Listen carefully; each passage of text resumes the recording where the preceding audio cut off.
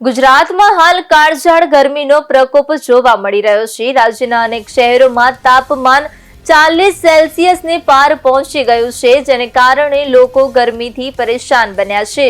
ગુરુવારે રાજ્યના 4 શહેરોમાં મહત્તમ તાપમાન 40 ડિગ્રીથી વધુ નોંધાયું હતું।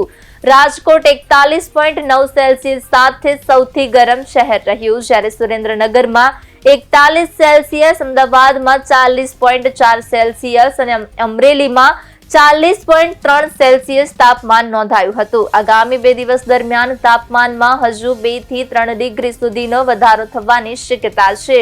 જો કે હવામાન વિભાગે રાહતના સમાચાર આપ્યા છે કે વેસ્ટર્ન ડિસ્ટર્બન્સ અને ટ્રક સિસ્ટમને પ્રભાવને કારણે 19 અને 20 એપ્રિલ દરમિયાન રાજ્યના કેટલાક વિસ્તારોમાં હળવો વરસાદ પડી શકે છે। આ બદલાવને કારણે 2 દિવસ બાદ ગરમીમાં ઘટાડો થવાની સંભાવના વ્યક્ત કરવામાં આવી રહી છે।